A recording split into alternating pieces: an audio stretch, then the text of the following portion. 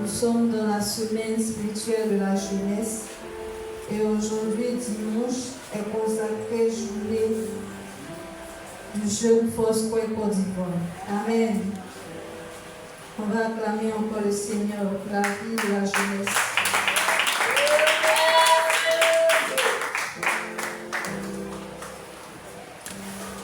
Amen. Ce matin, mon message va porter dans le livre de Joël. Nous allons prendre notre topic. Sans transition aucune, nous allons commencer.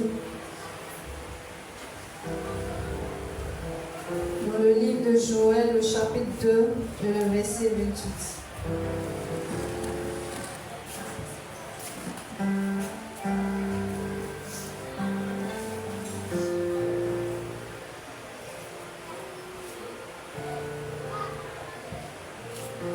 Joël, le chapitre 2, le verset 28. Je lis la parole du Seigneur. Après cela, je répandrai mon esprit sur toute chair. Vos fils et vos filles prophétiseront. Vos vieillards auront des songes et vos jeunes gens des visions. Amen. On se rassoit.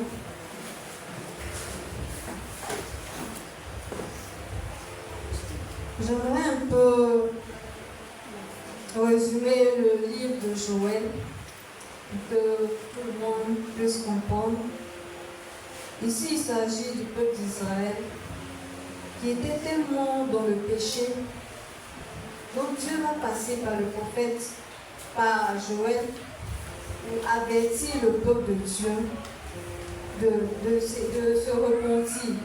Il va les inviter à se repentir par le jeûne, la prière, par l'humilité.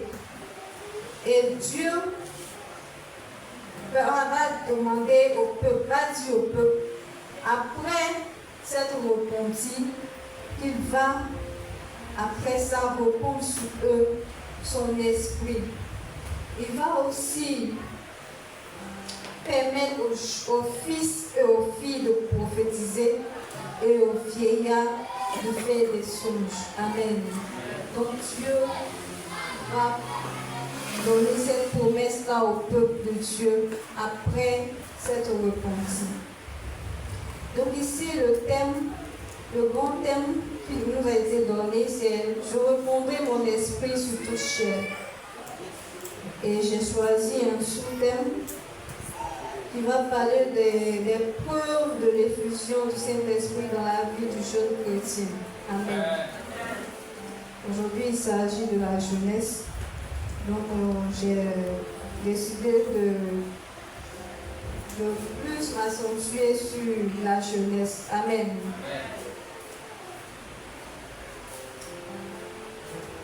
Comme nous ne sommes pas expérimentés, donc on va faire comme à l'école. À l'école, quand on te donne un thème, tu dois faire l'introduction, le développement et la conclusion. Amen. Donc, dans mon introduction ce matin, il faut dire que Dieu a promis de répondre son esprit sur tout ce qui lui appartient. Cette promesse-là ne consiste pas seulement à vivre une expérience spirituelle, mais à voir une transformation réelle dans la vie du jeune chrétien. Donc, lorsqu'une personne est remplie du Saint-Esprit, cela se manifeste par des preuves visibles. Donc, quand le Saint-Esprit nous anime, il faudrait qu'on ressente cela physiquement. Donc c'est cela que nous allons voir. Et pour développer cela, nous allons voir en petit temps les preuves de l'effusion du Saint-Esprit dans la vie du jeune par une vie transformée. Amen. Quand on parle d'une vie transformée, c'est quoi? L'action du Saint-Esprit vient changer le caractère. C'est-à-dire une personne qui était auparavant dans le péché, qui menait une vie qui ne plaisait pas à Dieu. Lorsque la personne reçoit le Saint-Esprit, il va falloir qu'on change, on sent cela dans son caractère, dans son comportement, dans sa manière de marcher. Si autrefois tu étais dans la rue en train de voler, en temps de faire n'importe quoi. Dès que tu acceptes le Seigneur et que tu reçois le Saint-Esprit, il va falloir que cela se sente dans ta manière de marcher. Pas forcément dans ta manière de parler, mais dans ton comportement, dans ton attitude. Il va falloir qu'on dise à telle personne était comme ça et aujourd'hui elle est devenue comme ça. Amen. Et aussi, le chrétien rempli du Saint-Esprit n'a pas peur de parler de Jésus. Quand tu reçois le Saint-Esprit, tu n'as plus peur de parler de Jésus devant les autres. Quand le Saint-Esprit t'anime et que tu as changé de vie, tu as laissé tous les défauts qui étaient en toi et que tu marches maintenant dans le Seigneur, tu marches maintenant avec le Saint-Esprit, il faudrait que tu apportes ton témoignage aussi aux autres. Il faudrait que tu sois en mesure d'aller dire à quelqu'un, ah, Jésus a fait cela pour moi. Autrefois, j'étais voleur. Autrefois, j'étais prostituée. Mais aujourd'hui, Jésus m'a délivré. Et je veux te parler de ce Jésus-là qui va aussi te changer. Amen. Donc, ce matin, je m'adresse à vous particulièrement. Je m'adresse à nous parce que moi aussi, je fais partie de la jeunesse. Lorsque nous acceptons le Seigneur, il faudrait qu'on sente ça dans notre manière de marcher. Il faudrait que quelqu'un puisse dire, ah, cette jeune fille-là, aujourd'hui, elle ne vit plus comme avant. Aujourd'hui, elle a changé son comportement parce qu'elle a reçu le Saint-Esprit. Il faudrait qu'on puisse témoigner que nous sommes en Christ. Il faudrait qu'on dise du bien de nous en tant que jeunes chrétiens. Amen. Amen. Parce que ça ne sert à rien de dire que nous sommes chrétiens si nous ne pouvons pas démontrer cela. Je me dis que ça ne sert à rien. Il faudrait qu'on manifeste notre vie chrétienne. Il faudrait qu'on soit en mesure d'aller dire aux autres qui n'ont pas accepté Jésus que Jésus est le chemin et la vérité. Amen. Amen. Il faudrait qu'on puisse aller dire à ceux qui sont encore dans les ténèbres que Jésus peut encore les faire sortir de là. Il faudrait qu'on soit en mesure d'aller dire à ceux-là même qui n'ont pas encore changé de vie que Jésus peut encore leur tendre la main, si seulement ici ils se repentent. Parce que c'est ce qui s'est passé dans le livre de Joël. Dieu a promis cela si seulement le peuple se repentait réellement. Si seulement le peuple de Dieu s'humiliait devant Dieu, reconnaissait son péché. C'est ainsi que Dieu se manifeste dans la vie des chrétiens. Amen. Et en deux, nous verrons aussi le jeune chrétien reçoit la puissance pour témoigner. C'est ce que je viens de dire. Quand tu nais de nouveau, quand tu reçois le Saint-Esprit, il faudrait que tu sois en mesure d'aller annoncer la parole de Dieu. Et cela va nous ramener dans le Nouveau Testament. Lorsque le jour de la Pentecôte, les disciples ont reçu le Saint-Esprit, Pierre est allé prêcher la parole. Et il a reçu 3000 âmes ce jour-là. Parce que le Saint-Esprit s'est manifesté en lui. Et il a pris cela. Il ne s'est pas assis. Il est parti évangéliser. Il allait prêcher la parole. Parce qu'il a reçu cette force-là. Il a reçu la grâce de Dieu. Donc, il va aller dire aux autres que voici ce que tu as fait pour moi. Et ce jour-là, il y a eu 3000 âmes qui ont été sauvées. Amen. Donc ce matin, je veux dire à un jeune, quand tu es dans la maison de Dieu, et que tu te dis que tu es jeune chrétien, tu te dis que tu as changé de vie, il ne faudrait pas que tu le dises comme ça, sans pouvoir faire passer cela par un acte. Il faudrait que par ton attitude, on sente que tu as vraiment reçu le Saint-Esprit. Il faudrait que par ton comportement, on sent que vraiment, il y a un jeune qui a changé de vie. Il faudrait que par ton comportement, on sent que Dieu, le Saint-Esprit te possède. Amen.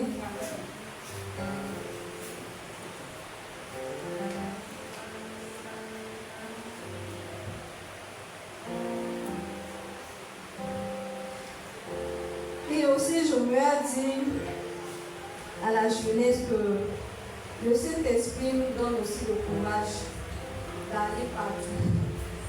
Comme tu dis que tu es jeune chrétien et que tu n'as pas ce courage-là d'aller évangéliser, c'est que vraiment il y a quelque chose qui ne va pas.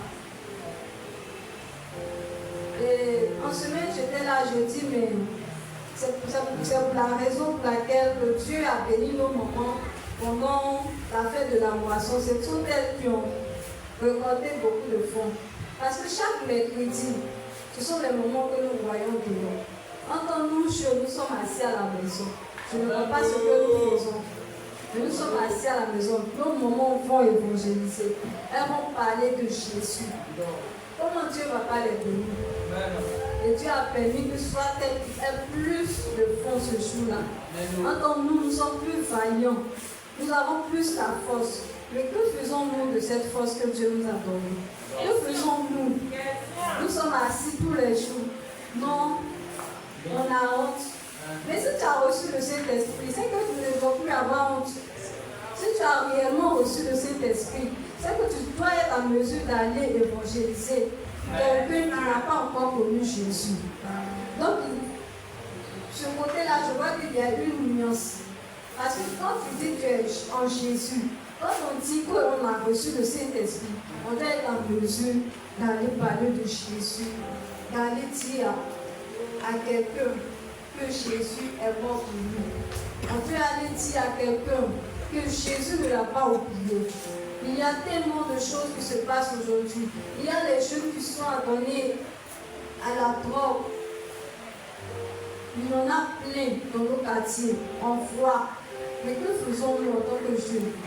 C'est notre responsabilité d'aller vers ces jeunes-là pour leur dire que Jésus est encore là pour eux. Pour leur dire que Jésus ne leur a pas oublié. Aujourd'hui, la plupart des jeunes sont plus dépressifs. Pourquoi? Parce qu'ils n'ont pas encore connu l'amour de Jésus.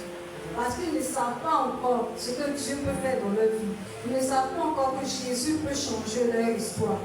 Donc à nous qui avons reçu Jésus, nous devons avoir cette force-là. Nous devons avoir l'amour de notre prochain. De telle sorte qu'on puisse aller dire à nos frères dans l'amour. On ne va pas aller dire avec la force et avec l'amour que Jésus les aime réellement. Que Jésus veut changer leur vie. Que Jésus veut apporter un plus à leur vie. Amen. Amen. Et en troisième point, nous verrons le jeune chrétien qui devient utile dans l'œuvre de Dieu. Amen. Donc quand on a accepté le Seigneur, on a reçu le Saint-Esprit, quand on a une vie transformée, quand on va témoigner, on doit aussi être utile dans la maison de Dieu. Amen. Donc nous devons être utiles dans la maison de Dieu. En quoi faisons? En servant le Seigneur. Aujourd'hui, il y a tellement de choses à faire dans l'église. Mais est-ce qu'on voit les jeunes? Non. Quand les cultes finissent les dimanches, les jeunes sont les premiers à partir à la maison. Pendant qu'il y a tellement de travaux à faire. Pas bien. Ce sont les mêmes moments-là qui vont venir balayer le temps. Et toi, jeune, où es-tu? Tu vas à la maison, là, il y a quoi là-bas? Il n'y a rien. Tu dois faire quoi à la maison? Manger, dormir. Le temps est là. On doit balayer. Même le nettoyage du temple, tu dois prier les jeunes pour venir faire ça. Ça doit changer. Amen. Nos mamans, même nous, on les appelle nos mamans, mais ce sont elles qui vont venir faire le travail à notre place. Pourquoi? Ça doit changer. Donc il faudrait qu'on soit utile dans la maison de Dieu. Quand on dit qu'on est chrétien, quand on dit qu'on a reçu le Saint-Esprit, on doit être utile dans la maison de Dieu. Quand on dit, ah, venez balayer. Non, moi je n'ai pas le temps, moi je m'en vais à la maison, moi j'ai telle occupation, mais qui va le faire? Personne ne va le faire. Nous sommes les jeunes, c'est notre responsabilité. Mais on ne voit pas les jeunes. Et cela, ça ne plaît pas à Dieu, sincèrement. Amen. Quand tu es dans la maison de Dieu, il faut faire l'œuvre de Dieu avec ton cœur. Il faut le servir. Il y a tellement de travail dans la maison de Dieu. Il y a tellement de choses, mais on ne voit pas les choses. Amen.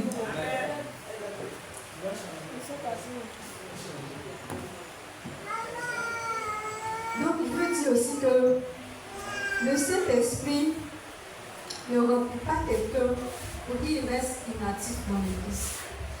Le Saint-Esprit ne va pas te remplir pour que tu sois dans l'église à ne rien faire. Si ça ne peut rien faire, il va te retirer. Il va retirer le Saint-Esprit en toi. Donc on ne reste pas dans la maison de Dieu en étant inactif. Il faut faire quelque chose pour Dieu. Amen. Quand on reçoit le Saint-Esprit, on doit faire quelque chose pour Dieu. On dit les jeunes, à chaque fois on convoque les jeunes, c'est trop, une personne, deux personnes. Mais les autres sont où? Question. À la maison. Ils sont où? Qu'est-ce qu'on fait? Rien. Mais on ne peut pas servir Dieu. Le son est bon, le son est bon. On ne fait rien à la maison. On n'a pas d'activité. Mais on ne vient pas aussi dans la maison de Dieu pour servir Dieu. Pourquoi? Question. Jeunesse, pense qu'on le croit. Oui. C'est à vous que je m'abaisse ce matin. Oh, pousse là-bas là. Pousse encore. Pourquoi on ne peut pas servir Dieu? Pousse encore. Pourquoi on ne peut pas travailler dans la maison de Dieu? Ce matin, tu veux t'asseoir, tu as vu que tout était propre. Mais tu vas te lever, tu vas partir à la maison. Tu vas laisser encore. Yes, comme ça.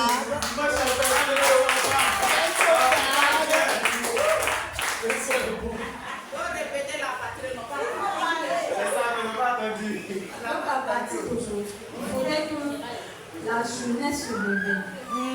Il faudrait qu'on sente que nous avons une jeunesse dynamique de cette église.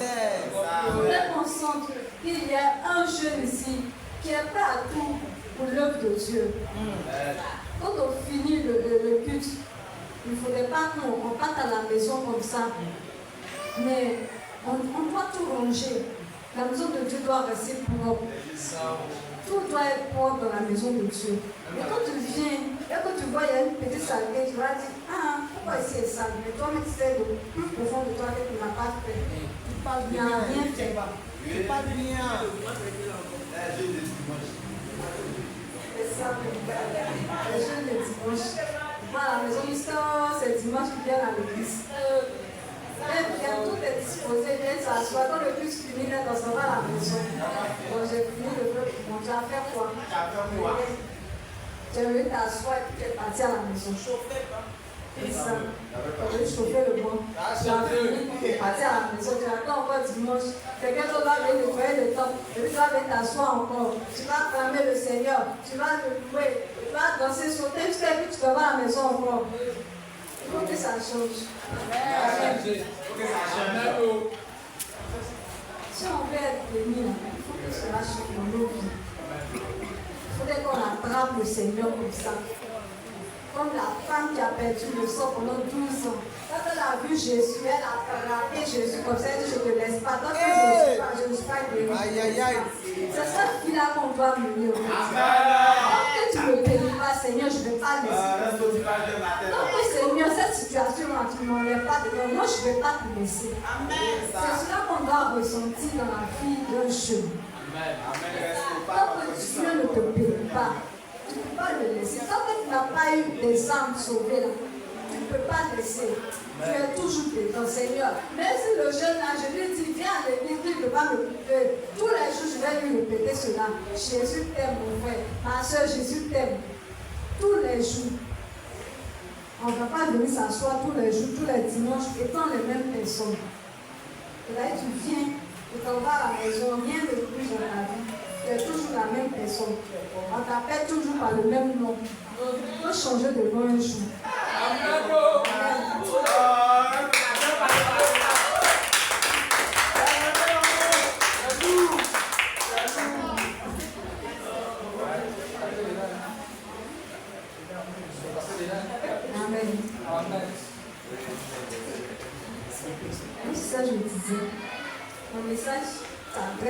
particulièrement à la jeunesse.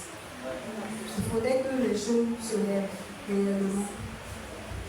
Il faudrait que nous jeunes, même si nous ne sommes pas nombreux, mais les jeunes font plus de bruit. Donc même si on n'est pas nombreux là, on peut faire bouger les choses. Mais qu'est-ce que nous faisons? On fait rien. On a assis, on attend que les mamans fassent, que les papas fassent. Et puis nous on va venir à crier, à danser, puis on va passer à la maison encore. Donc il faudrait que cela change.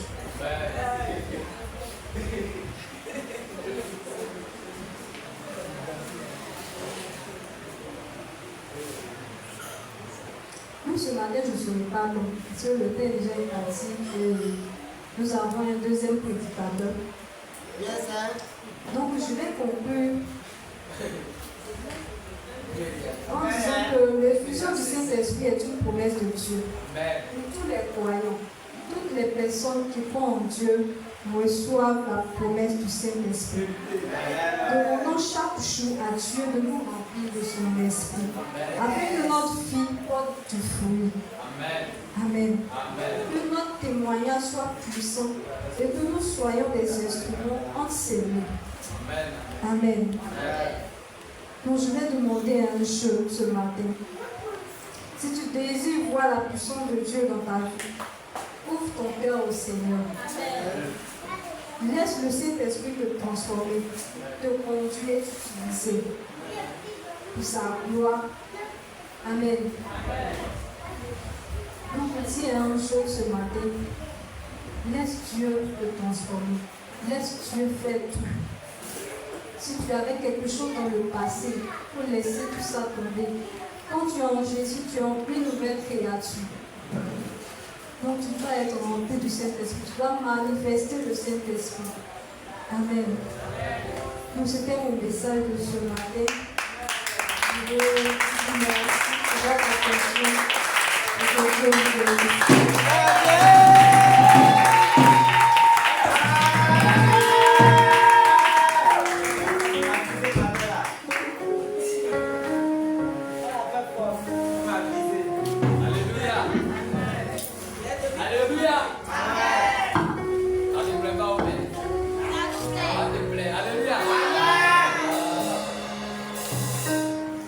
Merci pour le message. En tout cas, c'est lourd. C'est lourd. On va voir tout à l'heure si on est transformé vraiment. Après, Amen, on va ça. Merci. Bon, sous ce. C'est rentré, ça n'a plus sorti. Ok. Je vais appeler le deuxième prédicateur juste pour 5 minutes. Une exhortation. Voilà, reste beau. Toute la place est à